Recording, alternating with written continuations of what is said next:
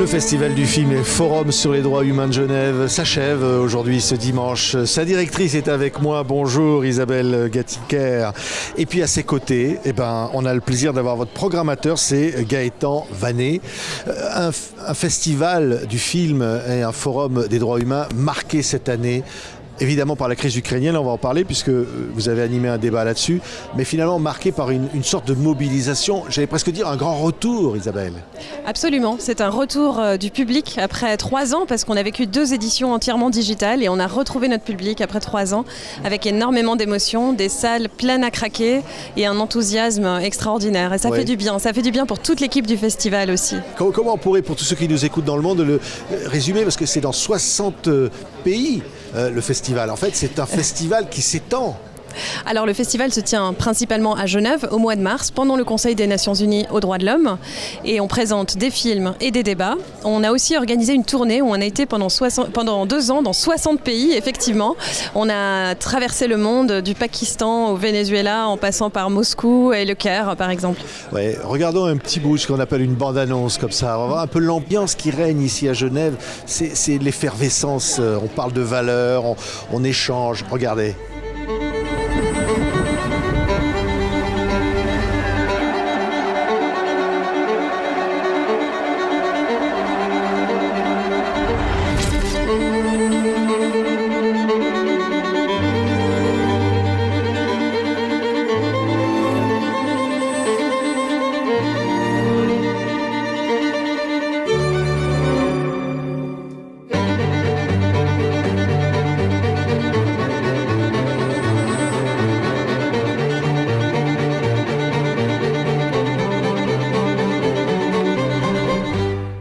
Gaëtan Vanet, alors c'est vous, je disais, programmateur en grande partie de ce qui se passe dans ce FIFDH en partenariat avec TV5 Monde. Comment on programme un festival comme ça? J'allais presque dire, hélas, tellement de problèmes de droits humains dans le monde et tellement de sujets à aborder.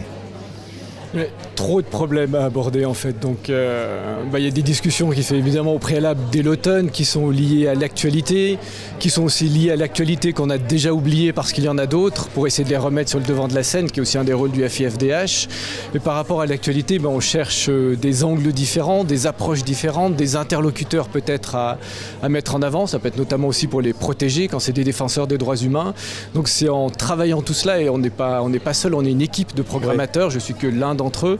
Et c'est en débattant ensemble, en envisageant ensemble que malheureusement une sélection au bout d'un moment doit se faire avec des sujets prioritaires. Et ensuite, il y a évidemment l'actualité qui fait qu'on doit aussi s'adapter selon ce qui peut se passer dans le monde. On va parler d'ailleurs de l'Ukraine qui a marqué toute cette 20e édition. 8 éditions sous votre direction, c'est la dernière fois. Et Isabelle, il y a vraiment, on se dit, une nécessité d'un festival comme celui-là.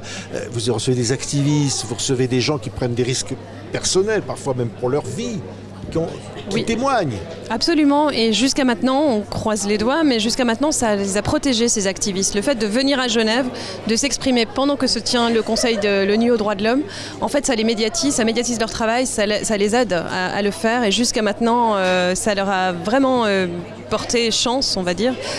Et c'est ce qui a marqué aussi ces années de pandémie. Les activistes ne pouvaient plus voyager jusqu'à Genève et ça a vraiment presque changé la mission du festival. Oui. Et je pense que malgré la pandémie, ou justement à cause de la pandémie et de la guerre en Ukraine, les gens ont envie de se mobiliser encore plus, et celles et ceux qui continuent à croire en un autre monde possible ont envie de venir au festival ou d'assister à ces débats en ligne. Oui, d'ailleurs, vous disiez la guerre en Ukraine.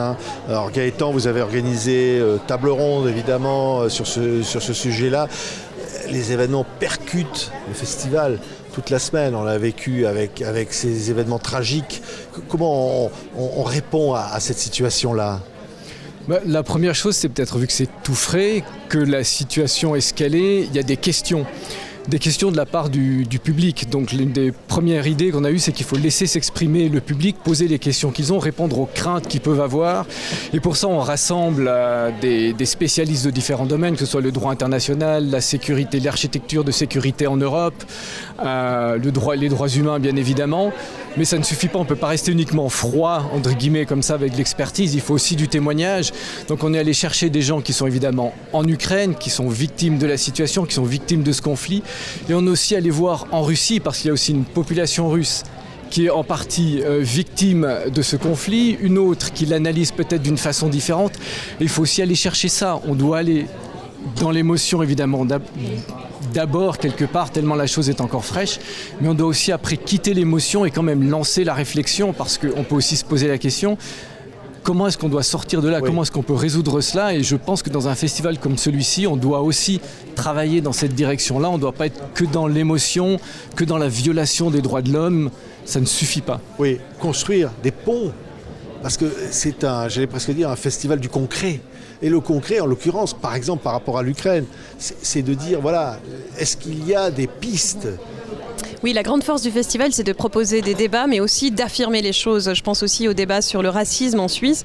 Il ne s'appelait pas « Est-ce qu'il y a un racisme en Suisse ?», il s'appelait « Pour en finir avec le racisme systémique ». Donc le racisme systémique en Suisse n'est pas interrogé, il est affirmé.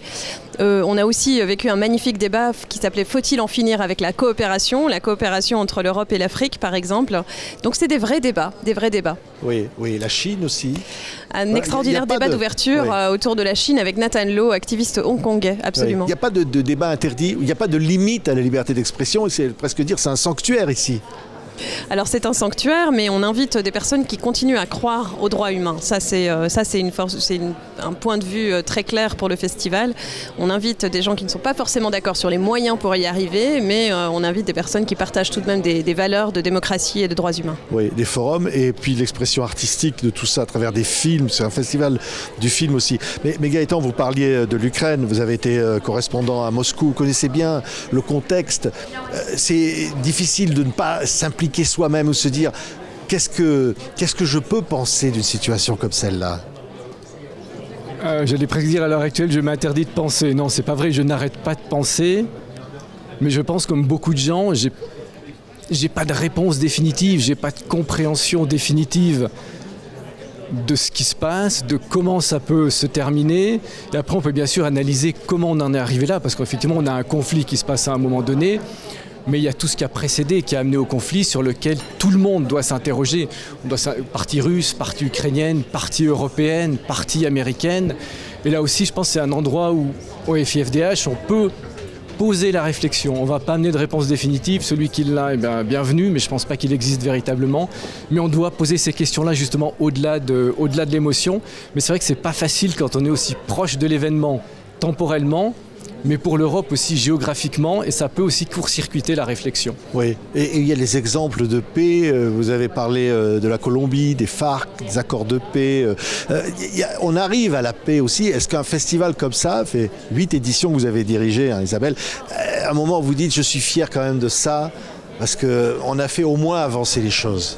Oui, on a continué à affirmer, on continue à y croire, et on est nombreuses et nombreuses à continuer à y croire, même si le contexte international peut sembler désespérant, il faut toujours voir sur le long terme et on n'a pas le choix, que de continuer à se battre pour des valeurs. Oui, il y a des interdits, évidemment, à la liberté d'expression de partout, mais il y a une force de ceux qui défendent les droits humains à travers tous les moyens, les réseaux sociaux, à travers tous les moyens.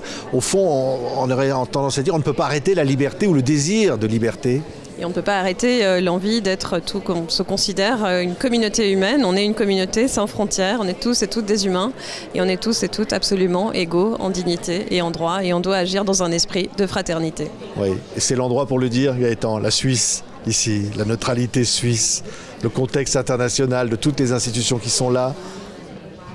Oui, c'est l'endroit pour le dire, mais c'est aussi l'endroit pour l'interroger, parce que je ne suis pas du tout sûr que la Suisse et que Genève soient dans certains cas aussi exemplaires que ça. Il ne faut pas tomber dans ce piège-là, je pense. Mais on le dit ici d'ailleurs. Oui, beaucoup de débats interrogent la Suisse. Cette année, on présente un débat autour des sirènes de la finance verte.